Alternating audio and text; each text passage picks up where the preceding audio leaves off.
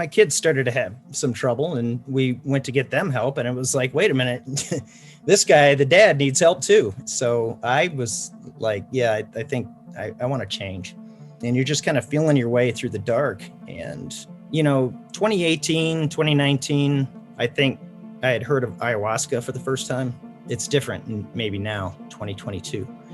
But just those few years ago, to hear a word like ayahuasca, it would come with a set of descriptors, which is ego death, and you're going to vomit in a bucket, and it's just going to be this, traumatic experience. And why would you put yourself through that?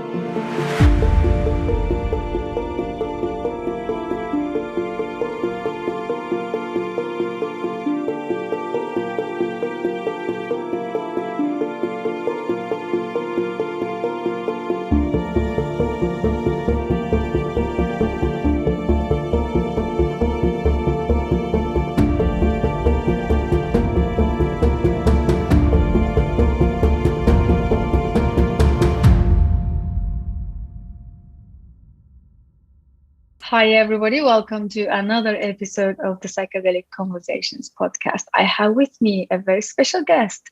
Kerry Devine is with us today, and really, really looking forward to dive into his story and his relationship with the medicine. So welcome, Kerry. So great to have you. Oh, it's good to be here. Thanks for having me. You're welcome. It's been a while. I hate to correct you so quickly, but it's pronounced Devine. Divine. Oh my God, I love that. It's even better. It's just so. It was why my wife married me for my last name. Did she? Okay. Well, it makes sense. Well, it's very kind of works for the show because it's psychedelic medicines we're talking about, and a divine connection to the soul, the spirit. So this is all great.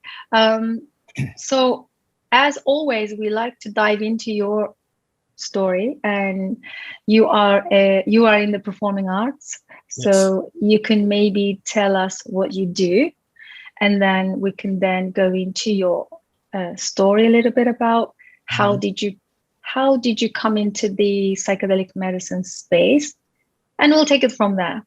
Okay, yeah. So for the past 10 years or so, I've been in the performing arts. I'm a vocalist, a singer. But before that, I went to film school. I was always in the arts, like you're talking about, into writing. And my journey has taken me through performing. I used to work at television stations as a promotions producer, and always been in and around that realm. And in the past, well, I think my last show was in September, and I've since moved from the Midwest out to Colorado. So I'm actually kind of in a different phase of my life that's just beginning. And you could say, a good portion of that comes from, the psychedelic medicine that has helped me kind of deal with my childhood trauma. Thank you so much, Kerry. So can we also talk about, I know it's kind of deep dive straight in, but I'm really interested in your story of overcoming, or at least healing, your childhood trauma. And can we say, is it safe to say PTSD? Oh, for sure. You've been, yeah. Tell us what it's like to, what I would be really interested in, how did you come to understanding, or that awareness that this was the childhood trauma, this was the PTSD. How was it? When did you start realizing that, this was like the pivoting moment where you just realized, oh my God, this is what I'm dealing with? Well, I mean, it's always been there, and I've always been aware of it. But it's been wrapped in, I don't know how to say, like a mythology or something, like the family, we're Irish and we have a temper, and this is how, we're passionate. And over the years, I would get triggered by things, and I didn't always understand what it was until recently, what it was that I was getting triggered. And those triggers were the PTSD. And, but when you have a family history that trains you to believe that's, like I said, it's, oh, you're just being passionate. Oh, you're fighting for yourself. You can't back down. You got to, if you back down, you are, you're giving up, like you're not standing up for yourself. So I was trained at a young age, like all of my siblings, that the one and only way to solve problems is through contention. And, I mean, not always. I mean, you go through life, but if there's an issue that you don't know how to deal with for whatever reason, that would snap. And that was always excused with that kind of idea of who we are, and this is how we live. And as you get older, you look back and you're like, look, I've lost friends from it. I've had trouble with family, and it's disruptive. It's a disruptive way to be. I can't get through life like I want to, and it's really a lack of control of emotions. And you just you get to a point where you analyze this and go, I don't see other people acting like this. I mean, maybe some, but not most of the people that I know don't like lose their mind in rage like that. And, I've been married for about 25 years, and my wife and family, it's like, why do we have to live this way? And you got to know at some point, it's like, yeah, there's something wrong. And to take medication, and, I got diagnosed with PTSD in 2013. And that really started, my kids started to have some trouble, and we went to get them help. And it was like, wait a minute, this guy, the dad, needs help too. So I was like, yeah, I think I want to change. And you're just kind of feeling your way through the dark. And it does bring up up to the point where, 2018, 2019, I think I had heard of ayahuasca for the first time. And the thing about that, and maybe it's better now because of the communication and the understanding of what psychedelics like ayahuasca can do for you. It's different maybe now, 2022, but just those few years ago, to hear a word like ayahuasca, it would come with a set of descriptors, which is ego death, and you're going to vomit in a bucket, and it's just going to be this traumatic experience. And why would you put yourself through that? And the implication being, probably from a cultural standpoint, is that you're risking losing your mind. I mean, look at if you're from the mainstream, you've never done psychedelics, and you might see somebody that has, and it changes them, and it really changes for the better. But it's so strange, like, wow, look what it's doing to these other, why would you do that? So I came to it with that understanding. I had no other way of thinking about it. So my wife and I flew to Sedona. She had already done a film screening in our town where we live. And the executive director of that theater where we screened, it was the movie Heal. It was a real success. And he said, well, let's go get some more films if you can do that. And we said, great. And we flew to Sedona, where the screening of a film called From Shock to Awe was featured. And we actually didn't even see the film. We were too busy with so many other things. But the word came back, the buzz. When you're at a film festival, there's a buzz about certain films, and that was the one film that had the most buzz around it. And we knew it was about ayahuasca. It was about a couple of veterans with PTSD and how they chose to go to Soul Quest in Florida and use ayahuasca as a new means to heal their PTSD. And I was on the way there, my wife was reading about the film, and she's like, maybe you should consider doing ayahuasca. And I still had all that stuff in my head about it. I was like, no way. No, I mean, that ego death and all that.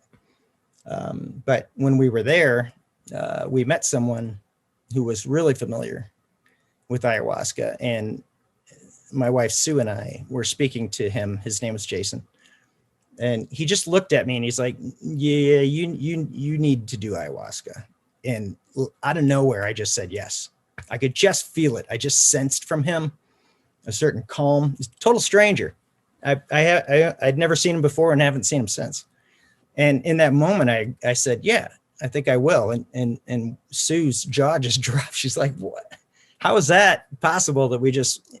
There was something about I could see in his eyes that he understood and he had been there, and I trusted that. So I decided that maybe this is the way to go. That's beautiful. Yeah. Well, they say that the medicine has to be a calling, cannot be forced, cannot be, you can't drag people into it. It needs to be definitely a calling. And also the connection with the facilitator. That's really great, because you need to feel safe. And you need to feel like this is the person I can trust. That's beautiful, especially what's going on now with the psychedelic renaissance, just expanding globally. We're hearing so many horror stories about facilitators, compromised, bruised, all kinds of things. So yeah, I guess there's a very fine line knowing this is the person that I'm going to trust and this is the time is right for me. I feel like, Kerry, that we kind of lost that now that it's becoming too popular and trendy.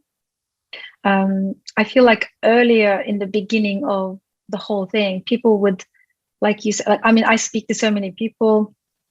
I love like some of our guests that they say, "Oh, I just heard it and it just felt the right thing."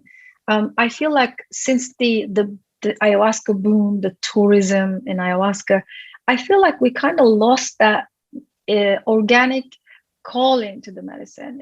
It feels more like people are reading so much about it and seeing and hearing.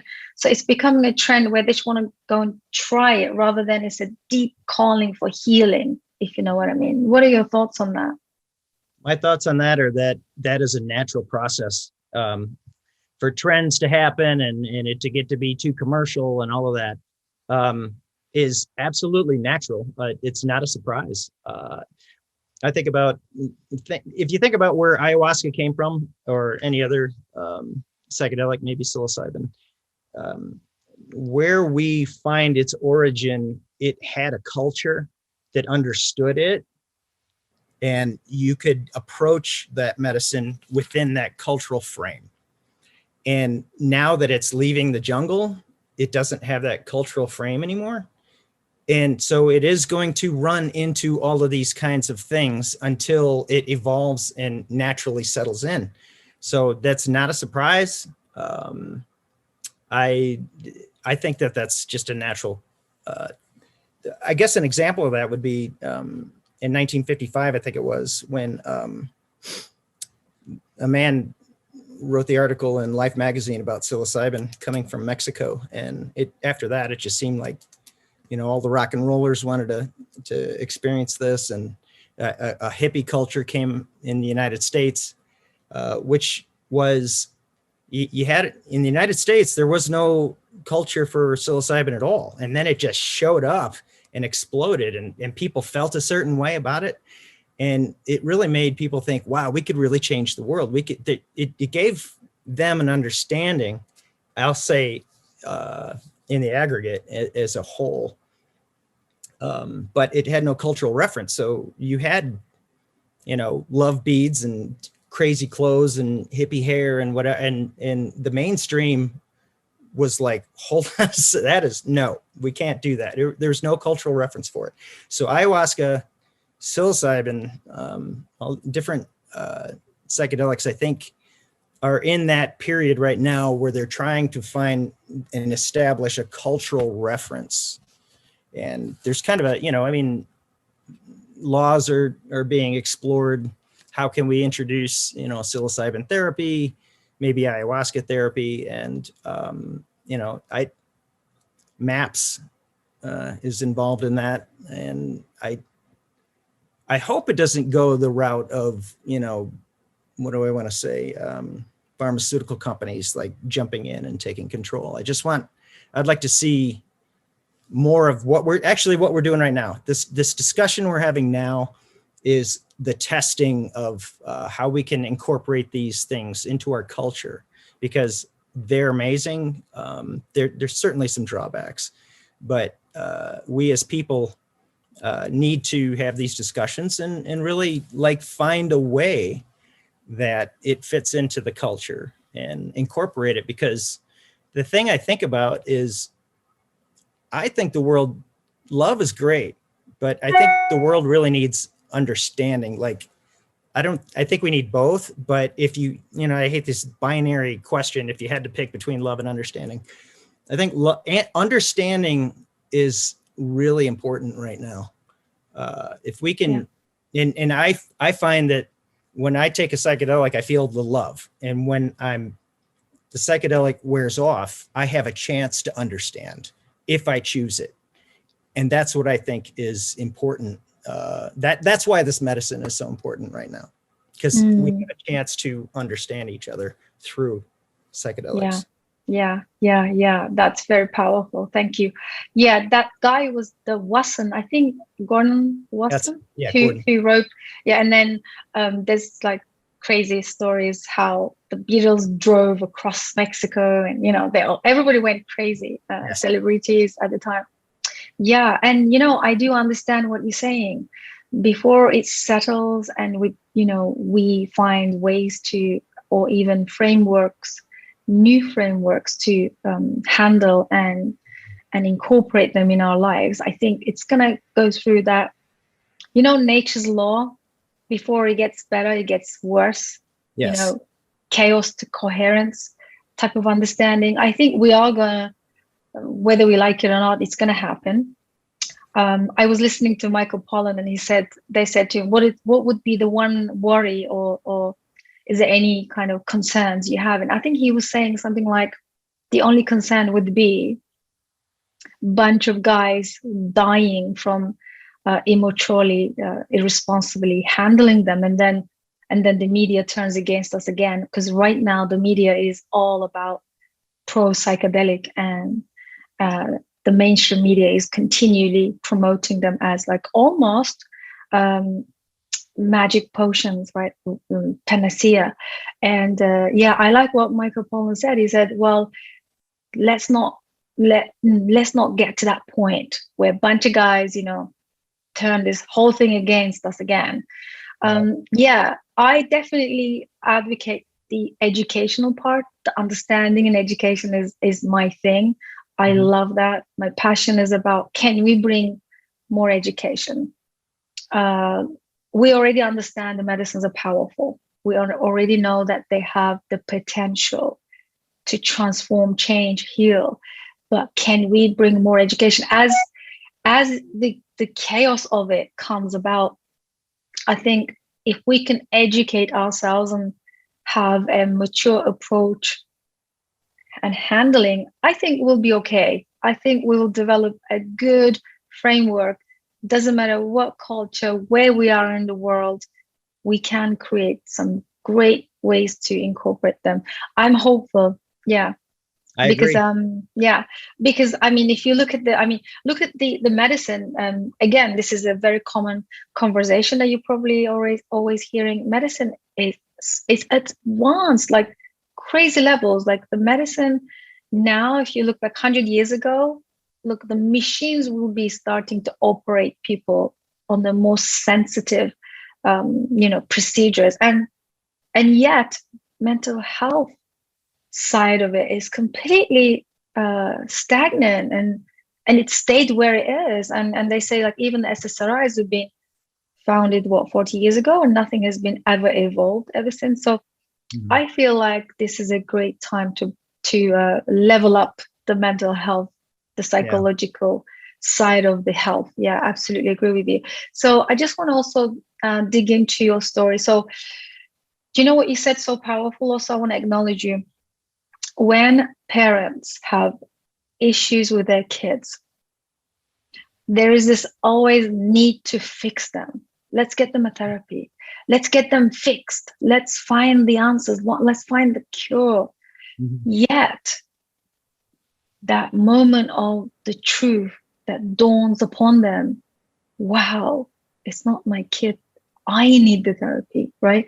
I think this is so powerful. This is so common. I think a lot of parents, it's like a lightning awakening shock moment that they are the problem, not the children. So I want to acknowledge you, because this is a huge big deal that you taken it on board, owned it, and then went after it and starts to look for the ways to heal. So especially something like PTSD, it's one of the most horrific, symptoms, or the horrific thing to live through. And it's very painful, I understand it from coming from a psychology background. I really understand how detrimental it can be. It literally bleeds over everything you do in your life, your relationships, your decisions, the way you see the world, right? It becomes a whole mess. So now let's talk about, you had your first experience, and what was that like? Was there more realizations? How did you heal? People always say, okay, so people say to me, like, can you explain the healing? Like, what happens? I drink it and then I wake up or go through the process and then I'm healed. I do not behave that way anymore, or I don't feel the symptoms anymore. The symptoms are gone forever. But that's not the case, is it? It's the self-awareness, right? The self-awareness that grows. So can you walk us through, what was that like? Well, yeah, I mean, having that, and I do ceremony. So I did a Friday night ceremony. This was at Soul Quest, and then I did a Saturday night ceremony. So yeah, I guess, when the honeymoon is over, in the honeymoon, by that I mean like the glow of the psychedelic, which maybe a week or two later, or a month later, or whatever, you're still living with yourself, and you're not necessarily healed. You feel way better, but for me, it is because a door had been opened, a door of understanding. And I still didn't understand everything, but it's like I just stepped into my own realm of who I am, and by that is very specific. It's so the very first night, and my ayahuasca journey was different from everyone around me. Everyone was laying on a mat, and mine was very outward. I actually asked to leave. You're inside of a maloka, and I asked, I gotta get out of here. I gotta go stand. One of the facilitators helped me and brought me outside behind the maloka. It's nighttime. I can see the stars. I'm in a grassy area, and I just acted out. I mean, I was very outward. I was singing songs. I was shadow boxing. I was like experiencing 5 to 6 conversations at once, and it was out loud. And the facilitator didn't know what to do with me, and actually at one point thought I was there to party, like I was tripping and I was just having a great time. I wasn't. What that turned out to be, it was many voices just coming right out of me. And the next night I was lucky enough, and my wife was lying next to me, and she did ayahuasca, and she brought this little notebook with her before we took the medicine, night number 2. I was kind of jibing with, I was like, yeah, what are you going to take notes while you're under the influence of psychedelic? And she's like, hey, you never know. Well, how it turned out was I grabbed the notebook and I was able to identify on the second night all of the voices that were coming out of me the first night. Because the first night they came out, that door was opened, all of them came out. Second night, I actually got to settle in, and I identified them, including 2 that I discovered weren't speaking at all. I could feel their presence, and it was a very dark presence. So I might have come out of there with, 10 or 12 different identities, and 2 of them being silent and dark. So I remember that, and that's where the exploration began. So that the psychedelic experience allowed me to discover these personas. And I was most intrigued by these two that weren't speaking, and I understood them pretty quickly. They're part of me. And that's where it is. Like later on, I said that they're part of me. That's because they're parts, like Dr. Richard Schwartz, internal family systems. And it took me over a year to know, like I still kept working on myself and figuring these things out to heal. But I didn't know that that's what I was working on until a long, long time later. But I was these two personas inside of me, I knew were the two parties that were responsible for my PTSD and the way I acted. And my reaction to them, I had no guidance, I'd been in maybe a couple of integration Zoom meetings and things like that. But I needed specific integration. And I think one-on-one integration is really super helpful if you can find it. And so I want to tell you what I did. So these two silent parts, I had names for all the other ones. Then I couldn't come up with names for these guys. And so one was LE, which stood for lawful evil. And the other one was CE, which stood for chaotic evil. And those are terms from my childhood from playing Dungeons and Dragons. Those describe the character, but I knew that they were the reason for my PTSD. So my approach was to, I mean, it sounds silly, but it worked. I purchased these worry dolls, these Guatemala worry dolls. Do you know what they are? Do you know that for children, they're just a little, and child will tell their worries to this doll and set them aside. And that way they can get to sleep at night. And I thought, that's kind of imbuing an outside object with, the troubles that you have. So I was like, I'm going to try that because I had done it. I'd already done some imbuing, and it's a long story, but I'd done that while under ayahuasca and it worked. So that gave me the confidence to try this. And this is what I did. I got two worry dolls, and I considered one LE, like I said, lawful evil, which is like a general of an army who's the manager, and CE, chaotic evil, who's like the soldier. And I imbued their personas onto these little worry dolls, and I put them in a pill box and I locked them up.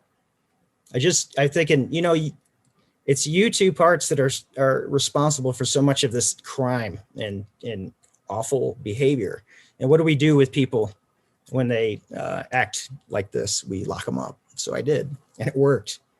It worked for a while. It worked for a few months maybe, and then it didn't work anymore.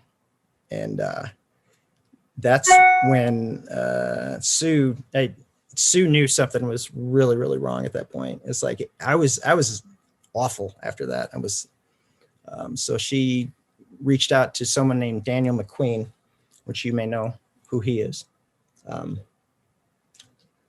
who's a psychedelic therapist and expert. And I did some one-on-one integration with him. I might have done 5 or 6 different sessions with him. So he's going to ask me about this stuff. And I told him what I had done. And he said, you know what, those parts are part of you, and you don't want to lock them up. They're coming out sideways. You got to let them out. And you got to love them. And man, that was hard. That was really, really hard. I was like, I don't know if I can love these guys, the trouble that they gave me. But I found a way. I did cannabis. I'm lucky enough to have a sauna at the house, and I would go into the sauna and smoke some cannabis. And because of what Daniel McQueen, I call him Danny Mac, not to his face, but it's just easier to say. So he suggested different ways of kind of like dealing with these guys and welcoming them back into my psyche. And he brought up the story of the loyal soldiers of Japan that They were these, I don't know if you know about the loyal soldiers in World War II, when some of these soldiers were caught on an island somewhere and kind of left behind, and not, they would find these soldiers way after the war was already over, but they felt like the war was still on. And that's what these two guys were. The war was over.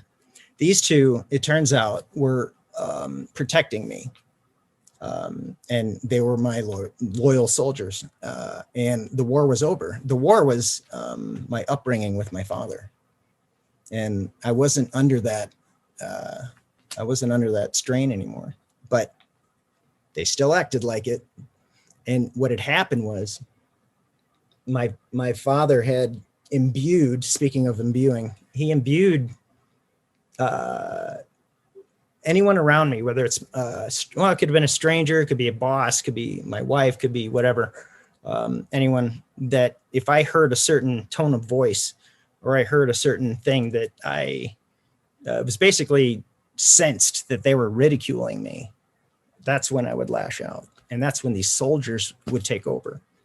And I had to have that conversation with them and say, hey, you know, and after talking to Daniel McQueen, it's like, you know what, just let them know that they don't have to do this anymore. Help them, tell them that they can find new jobs. Tell them that they can have new roles as part of your personality. You can't get rid of them. You can't shun them because it just makes it worse. You gotta, like the loyal soldiers that came back to Japan that couldn't fit back into society, what they did was they threw them a parade. They were like celebrated rather than, you know, shunned. So he said, you know what, have them come in to, you know, have a discussion with these two parts of your personality and thank them. Man, that was really mind blowing. So I did. And it's interesting because one of them, you know, it was a process, but I ended up doing ayahuasca again. And well, I ended up naming them Lester and Chester. They had new names. So that gave them a little more respect so that I could talk to them. And Chester, the foot soldier, the one that's on the line, always listening to what people say to me and whether or not they're, you know, putting me down or ridicule or trying to control me. I had to have that discussion with him and go, hey, they're not doing that. That's not happening. He laid his sword down, metaphorically, when I went in again on ayahuasca. I did it the third time I did it. It was all him, and he put the sword down, and I changed. Like it healed a part of me, for sure. But there was still a lot of work to do. But how encouraging, you know, when that happens, you're like, oh, I can keep going, you know, and I did. Wow, beautiful. Thank you so much for sharing. Kerry, I have a question for you. Okay. You heard of DID, dissociative identity disorder? Do I have it? No. Are you familiar with it? Did you hear about it? Did you look into it? Yeah. Well, yeah, I mean, so Daniel McQueen had suggested I read Richard Schwartz's book on IFS, internal family systems. Yeah. From what I remember, it was that someone that has an identity disorder or what personality maybe. That it's called dissociative identity disorder. Basically, it's a multiple personality disorder. It's good that you bring that up because that's what someone would immediately question, is like, maybe he's got that. And Richard Schwartz in his book explained that we all have it, you know, but that particular person that we diagnose with that, give that diagnosis to, has a very severe version, something that's gone way beyond, that they have amnesic barriers. Yes. So that the personas within them don't even know that the other one exists necessarily. And I'm paraphrasing. Yes. I'm not a psychologist, so but that is what correct. Okay. It's quite a severe response to an extreme trauma. Yes. And yeah, these parts, I mean, people who have these, they aware of the parts. And like you said, they have names, they have genders, they have age even. Yes. They're very specific characters. And like you said, they can take over the body. They can actually manipulate the person. And yeah, it's quite scary. But yeah, I just kind of had to thought of, like, when you was explaining the two characters and how you finally had to forgive, have compassion, and integrate them. Yes. I just wanted to bring that up in case some of our listeners might even have it, because lots of people, they don't know it. They don't know they have it. And you know what's so common and very interesting? A lot of people who go through psychedelic experiences, if they have any multiple personality disorder, it becomes more vivid. It becomes very clear.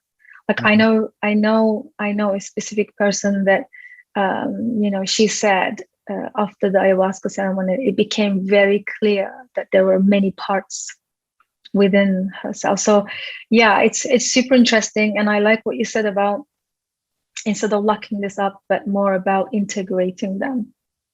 Yeah. And I love how the approach of, they were protecting you, they were there serving you. I think this is great. This approach is amazing. So now, did you carry on with the psychedelic medicines? Did you try any other than ayahuasca? Is it specifically ayahuasca that you work with, or do you still work with even now? Yeah, I've used a mix.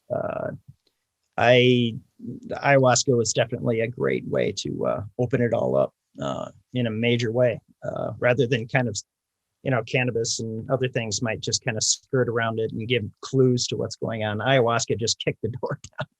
But after that, yeah, the cannabis, actually, I was surprised. The cannabis really helped me communicate with these parts. And I took copious notes. I always had a notebook with me and had these discussions with them.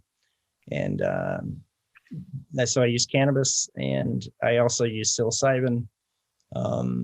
And that, it was easier to get the psilocybin. So I'd do what I call a spiritual dose of it. And that worked as well. And it seemed to be the right medicine at the right time. Yeah, this is perfect what you're saying. And I think there is no one medicine, as we call medicine. I mean, our listeners by now probably know that I call the psychedelic substances medicines because of the profound, healing properties they carry. And yes, and I love the way that you can move through it. Like, you can start with ayahuasca, or some people start. I also like, I want to point out, I think the more we have education, the more we have more understanding about these medicines, people can make informed decisions and choices. Because sometimes if it's a trend, rather than listening to what you might need, because we tend to know what we need, and hence why the calling for specific medicine, I feel like, there are stages where you can go through, start with something and then go and move on to next. And then, I have a friend, like, she started with the hardcore, really strong medicines, and then moved on to very soft, like cacao or something so gentle. Do you see what I mean? Like, there's stages how we can work through these medicines. And another question I'd have for you is, how is it different for you now? Is it that if you was to say one specific outcome of working with psychedelic medicines, would you say, like, for example, is it helped you grow in self-awareness so that you can manage these symptoms? Or is it a complete healing in a sense that you don't have any of these tendencies, you don't have any of these destructive, patterns anymore? How would you describe the healing? Well, it's interesting. And my story is kind of complicated. That I fully healed, and I fully healed in my last major ceremony, which was in June of 2021, which meant that basically, if I'm going to use IFS parlance, internal family systems, those two characters I talked about personas, Lester and Chester, were what Richard Schwartz would refer to as protectors. And they protect exiles. And exiles are the parts of you that are traumatized. They're the ones that, like when I was traumatized, and I, trauma can be ongoing, certainly, especially with abuse. But certainly there are times maybe when it's so extreme. Like I was 4 years old when I had extreme trauma, and then it kept going. And then there were two other times, one when I was 8 and one when I was 10. And I wasn't aware of these. Like I had to keep reading and discovering with help from Daniel McQueen about these exiles. Well, that's why I discovered later, that's why only one of my protectors laid down the sword. The other one, and that was our approach, was like, how about this other persona, Lester? Can we get him to, he wouldn't stop. He wouldn't stop. It was better, but it never would stop. And like, what's going on? So I had to read more and learn more and find out that my protector, Lester, was not going to stop because he didn't feel that my exile, Grizzly was the name of the exile that I had. He was an 8-year-old, had to unburden and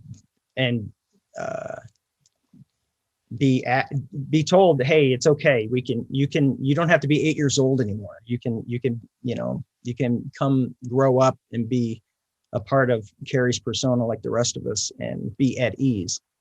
And before you unburden these exiles, your protectors are gonna stick around. Well, I discovered, now I had unburdened Grizz, and they're funny, is they actually, I mean, they'll talk to you. You're like, well, Grizz wanted to unburden with alcohol. I'm like, okay. Like, so I had to do like this personal alcohol ceremony. I had I don't know if it was chocolate tequila or what, but it was how he wanted to come. It was his sense of what a grown-up would do. So that's what I did, and it worked. But then something was wrong again. I couldn't understand why. It's because there was another exile, and he came out. And his name, he was 4-year-old, and his name's Little Guy. And that's when I finally unburdened Little Guy in June. I felt what it was for the first time to have what Richard Schwartz would call self-leadership. I just knew, I felt it. I was like, I'm healed. I know I'm healed. I feel it. Now, I don't say I was cured because it lasted about 2 months, but I know what it is. I know what it is to have self-leadership, and I know what it is to be healed. And to be cured of something, you get the, to use the word cure means that you're implying it's never coming back. And that's how I felt. And then after 2 months, when it happened again, I'm like, oh no, well, another exile appeared. So that I'm in that period right now, where I still have an exile. So I guess you were asking me about the healing. Yeah, what does it feel like? What does it look like? How are you different in your life? And I need to also acknowledge you for saying that this is an ongoing process. We could have these openings where we're more expansive, like you said, healed, and then there's more to excavate. There's more to do. There's more coming. I feel like there's an infinite process, right? So yeah. I think having that humility of an openness to this work is amazing, don't you think? Yes, I do. Yeah. And if it wasn't for psychedelics, I wouldn't be able to address it so specifically. I think if you go in, before we gotten this far in psychology study and research, you go to a therapist and have talk therapy, and you kind of dance around understanding what it is that's making you tick and what it is that's wrong, and you feel better, and then you feel worse again, and you just keep. I feel like that's kind of like this. It's a cloud, like it's a circle of, confusion, and with the psychedelics made it crystal clear. And I still have to learn and study, but I know I can see what's going on, and it doesn't mean that there's not something on the other. As I continue to travel, everything in my view is clear. It doesn't mean that there's not something over the horizon waiting for me, but at least now, because of psychedelics, I'm not in that cloud anymore. Yeah, I love that description. So there is more clarity, there is more focused unfolding of the process. Yep, there's a lot knowing. Great. And of course, in my understanding, I always say that it builds enough inner capacity. Like, for example, from your first ceremony to the last, in that process, you have built enough capacity to go deeper into the work. You could have done the last, the little guy and the integrating the sort of exiles, you call them. Yes. Those really extreme traumas that you experienced in different times. For example, I don't think you could have done that in your first ceremony. I like the way the medicine prepares us for the next phase, for the next stage, while building that inner capacity. This is like, I'm so passionate about. A lot of people talk to me about their, the therapy process. The traditional process is always, it's half done. It's never fully the option or the solution, or it doesn't bring that resolution that we're looking for, which is the leadership, which is the self-agency, which is where we finally become liberated from that painful, story. And I always say, I think one of the things that I understand about psychedelic medicines, they somehow build enough inner capacity so that they help us go to places that we need to go, whereas maybe we couldn't in the past, or we couldn't usually with the traditional methods. Oh, right. Yeah.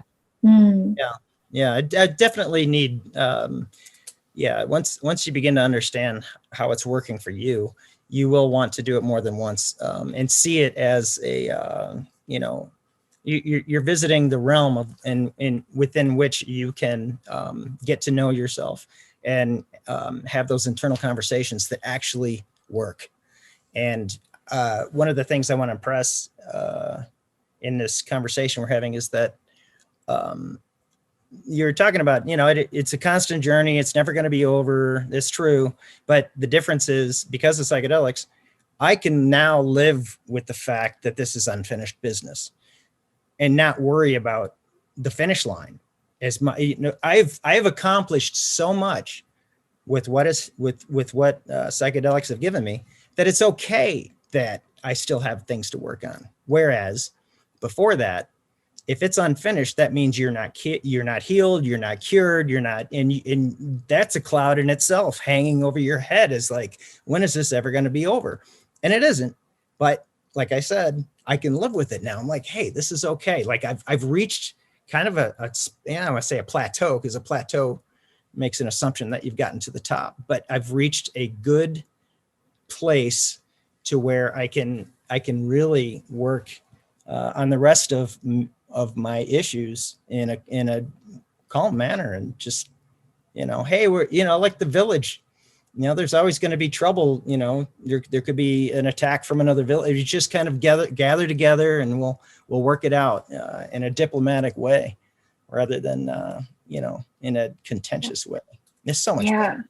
Yeah, rather than being on your toes, on the edge. Yes. Ready to, ready for the battle. Yeah, seeing the world as this unsafe, unpredictable, chaotic, dangerous place.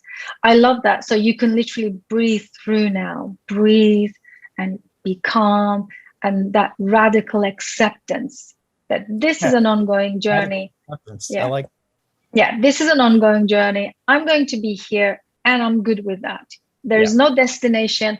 It's that radical acceptance of there was never a destination in the first place. And now you feel that in your bones, and you're good with that. Right. Absolutely. Yeah. Wow. That's so beautiful. Thank you so much for sharing your story with us, as we are coming towards the end of our conversation. Like nearly an hour is gone, and I feel like we haven't covered so much. I'm sure there's a lot, like 15 minutes.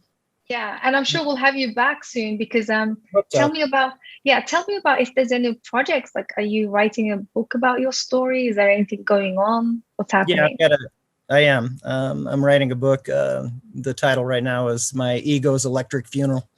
And it's yeah, that's actually the title I came up with right after my first ayahuasca weekend. And I don't know that, but that particular book will be specific to when I started ayahuasca and when I unburdened little guy in last June. And so I'm in a new phase right now, but that at least I can say that period of my life can encapsulate how it worked for me, even though I'm still working on it. It did work for me. And hopefully someone reading this story it'll have an impact on them and see how it can work. Not that it'll work that way for them necessarily, but that, they may not have those same exiles and protectors and stuff, but they will be able to look at resources, and have a laugh. I mean, it's a funny story too, so it doesn't have to be, it's too bad that we have to use the word work, that we have to work on ourselves and use psychedelics to do the work. That word works for now. But maybe there's a better word for it. Yeah. I definitely feel you. And I think, I think psychedelics also, I feel like once you cross some barriers or thresholds, another metaphorically, like cross the river, you get to a point where, I'm going to keep this thing light. It doesn't have to be so dark and deep.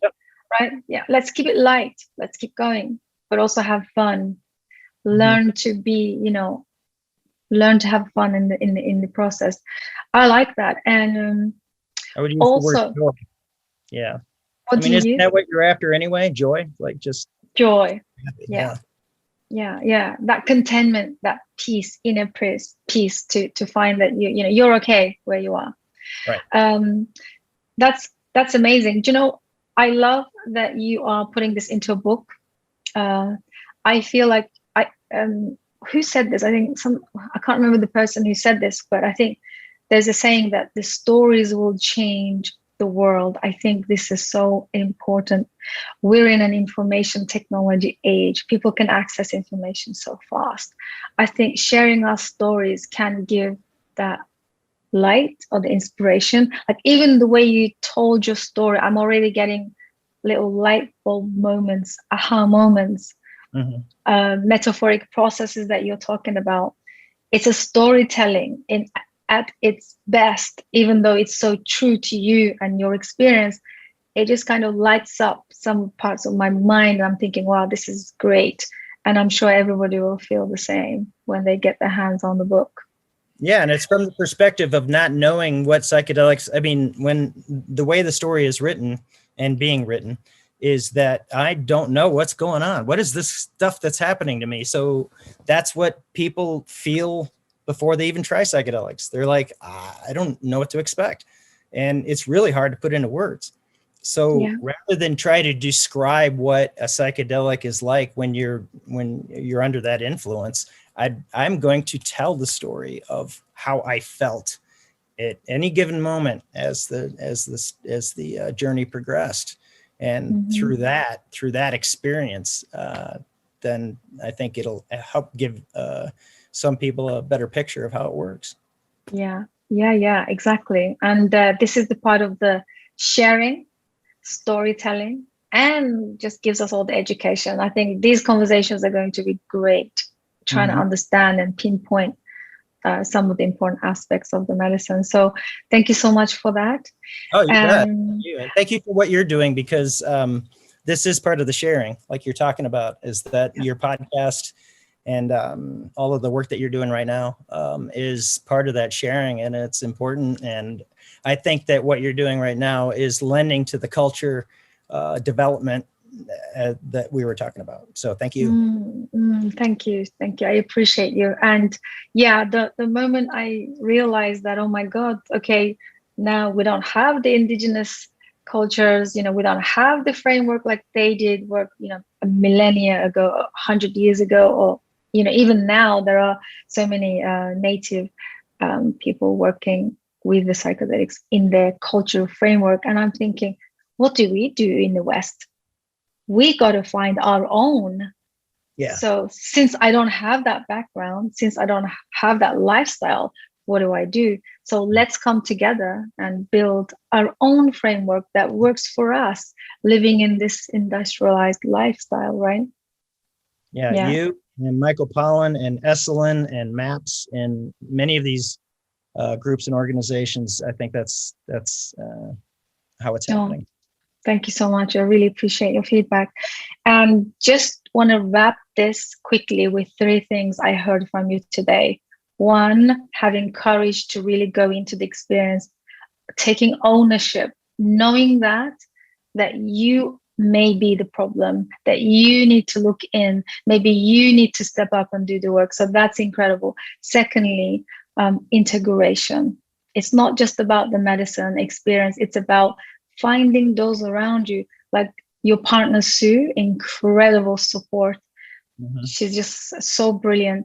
And then having the right integration therapists, having the right support, right people around you to integrate everything you're learning is the key. It's probably the most important. And thirdly, just keep going and trusting the process and realizing there is no destination, only radical acceptance. I think it's so beautiful. I like that. Thank you, Kerry. Such a pleasure. All right. Great. And look forward to have you back very soon. I hope so. Bye now. Yeah. Thank you so much, everybody, for tuning in. Hope you guys enjoyed this conversation. Please do get in touch with Kerry. I'm sure I'm going to be putting some links so you can connect with Kerry and probably want to talk more if you are resonating with this story. And if you have any other questions, I'm sure you'd be happy to connect. And if you have any other questions for us, for me, please do comment, drop them in the below and in the comments, and I'll see you guys on the next one. Bye for now. Much love. Bye.